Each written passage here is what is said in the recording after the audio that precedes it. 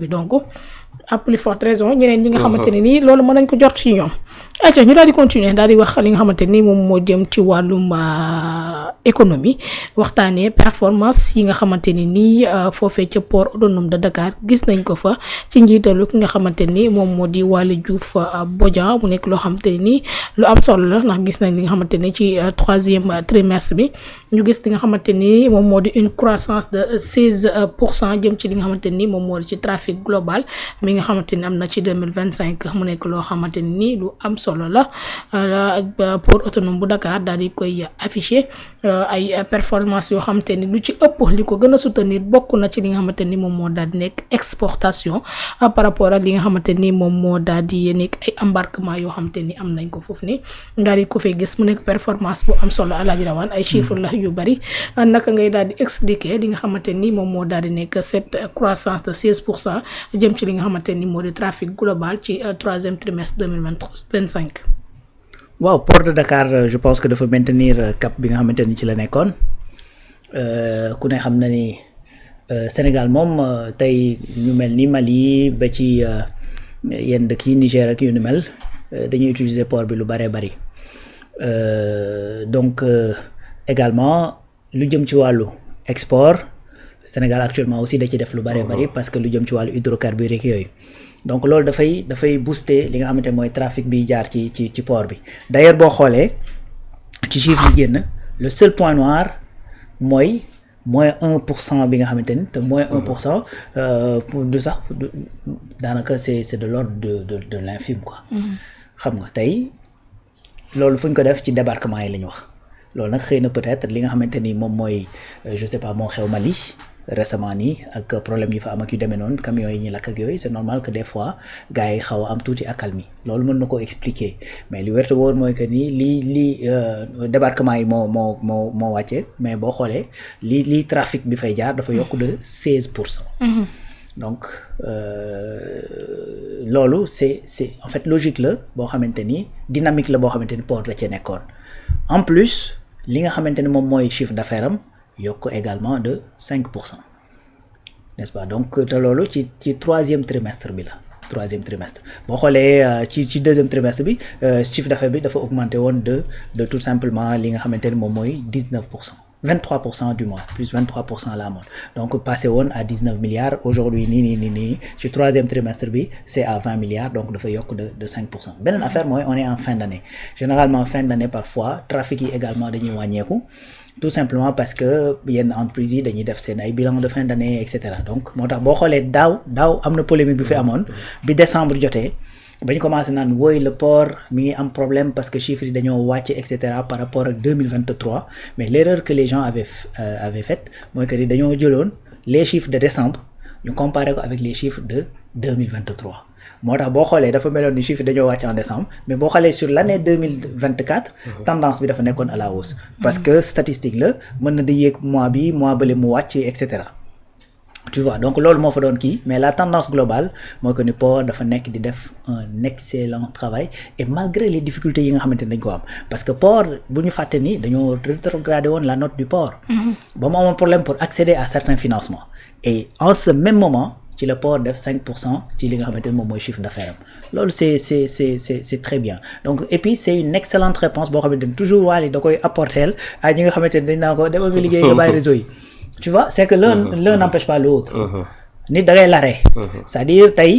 da ngay gis ab borom kër boo xamante ni day liggéey di faj ay doomam di leen yóbbu école des fois mooy wàcc jëli leen et cetera c'est-à-dire di mi ngi noonu te pourtant mën na nekk même nit ki donc loolu en soi du problème li nga xamante ni moom lañ lay kiiwee mooy les résultats yi nga xamante ni moom nga war a def à la fin de la journée te maintenant les autorités dañu comprendre loolu de telle sorte que xam nga nan lañ def dañoo jël léegi li nga xamante ni mooy seen performance bi ñuy def ci état au lieu ñu koy natt ci ñaata xaalis la ñu investir dañ koy natt ci xaalis boobu ban impact la def askan wi très bien mooy ce qu'on appelle la GAR la gestion axée sur les résultats parce que bu njëkk ni ñuy def da ngay ñëw Abdoulaye Wade ne le 40% de mon budget éducation laa koy def nga dem ci àll bi fekk kenn amul classe te pourtant nee na 40% de mon budget léegi yow boo fekkee dafa amoon 1000 milliards les 400 milliards nee na ci éducation la koy def nga dem gisoo benn salle de classe ce qui veut dire que bu fekkee ni dëgg la ni loolu la ci def amul benn impact donc amul njariñ chiffre bi rëy amul njariñ xëy na su fekkoon da ngaa dugaloon 200 milliards te ñëpp dugg ci ay salle de classe moo ëpp njariñ donc loolu mooy li nga xamante ni moom la les nouvelles autorités ñëw te mu nekk luy différent ci ñoom xam nga loolu lu muy mën a permettre mooy bis boo waree jël sa alal di ko investir li ngay bàyyi xel mooy su ma ko fi dugalee ndax dana génnaat wala ndax su population bi danañ ko yëg loolu li mu lay empêcher mooy nga jël 1200 milliards dugal ko ci terre boo xamante ni jam ñaajo lay am en ce même moment fekk ne mënoon ngaa defar raay boo xamante ni day jógee Dakar dem ba Tambacounda bu ko defee dëkk yi nga xamante ne mooy Koungheul mooy Kaolack mooy Mbirkilaan mooy nu ma ko Guinguinéo ak et cetera dëkk yooyu dundaat tu vois donc loolu mooy une gestion axée sur les résultats bu ma jëlee àll dugal ko après lan lay jur donc loolu boo ko dee def xam nga lan la lay indil c'est-à-dire peu importe bu la neexee ñëwal fii def fi 2 heures de temps liggéeyal ma loo xamante ni dana tax ma atteindre samay résultats yaa may gënal ki ñëw passer fi toute la journée te def fi dara parce que loolu moo amoon en vérité bu njëkk da ngay gis koo xamante ni day ñëw passer toute la journée dans son bureau nekk ci YouTube beeg TikTok beeg et cetera amulul njariñ benn bureau bi au contraire charge lay doon parce que courant bi lay utiliser ak clim beeg ñoomin seen nga gis koo xamante ni day ñëw taf en 2 heures 3 heures mu defal la liggéey bi nga soxla yëpp donc l'efficacité dans le travail loolu nag mooy feeñ ci port bi en vérité moo tax Wally di def de la politique à outrance ba pare di def des résultats au port classement bi mujjee génn il y a 2 mois c'est-à-dire le port autonome de Dakar moo nekkoon le premier port en Afrique subsaharienne Afrique au sud du Sahara port de Dakar ba nii moo nekk le premier port ci port yi nekk en Afrique subsaharienne te Abidjan woo ngi fi port Mauritanie mi ngi fi yeneen ni port ñi ngi fi en Afrique mooy 3e port Égypte ñoo ñu raw ak Afrique du Sud te ñooñu c'est des mastodontes donc loolu ça veut beaucoup dire que ni actuellement tendance bi ñu jël c'est-à-dire bu ñu bàyyiwul ben ce sera que bénéf port nag ku ne xam na ni fleuron la fii ci réew mi loo xamante ni c'est hyper important la ci ab réew d'ailleurs c'est tellement important ba nga xamante ni ñu ngi dolli ay yeneen i port vraquier et minéralier bi nga xamante ni moo war a nekk Bargny port bi nga xamante ni moom moo war a nekk fële ca nu mu koy tuddee ci Ndayane également port bi ñu war a fële ca Ziguinchor aussi war na am ay travaux donc loolu yëpp ça montre tout simplement que le travail est en train d'être fait et en train d'être bien fait que su daggul daal xam naa dana dikk fii ak diir. bien sûr waaw te bu dikkee dina nekk askan wi. waaw mi ngi doon. Mousse noo ko daal di gisee performance yi nga xamante ne nii port autonome bu Dakar mi ngi koy daal di def ci njiitalu mu nga xamante ni moom moo di le vigile bi nga xamante ni moom moo daal di nekk ca Pastef comme ni ñu koy daal di waxee moom Waly Diouf Bodian ñu koy nuyu bu baax di saluer présence am fi nga xamante ni ci terrain bi gis nañ ko sonn na ci lool organisation bi da ngay gisee seen résultats yi nga xamante ni def na ko. voilà ñu ngi jaajëfal bu baax a baax Waly Diouf Bodian donc mën nañ ne mooy le bouclier de Ousmane Sonko. donc Waly Diouf Bodian sax da koy faral di wax ses sorties. Sonko ku bëgg ba bëgg la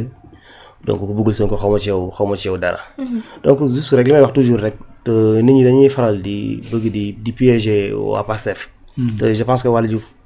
exemple la ci war a doon. donc on peut cumuler les deux choses ñaari mën nañu boole ñaari mbir yi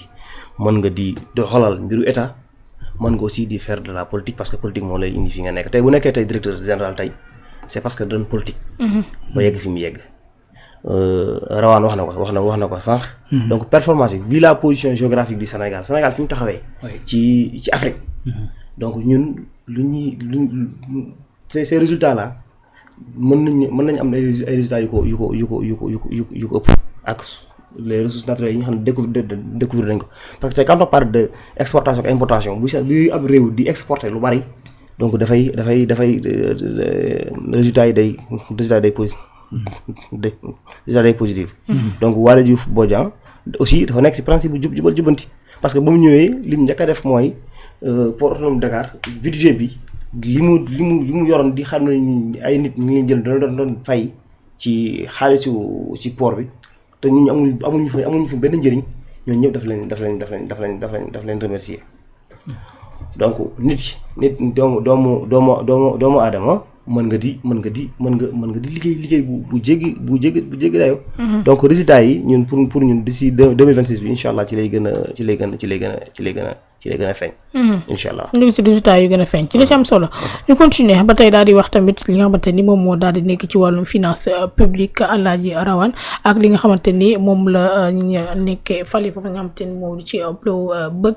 daal di génne daal di wax ne li nga xamante ni moom moo di des eurobonds obligation jëm sénégalais dañoo daal di enregistré tey ci altine bi li nga xamante ni moom moo di ab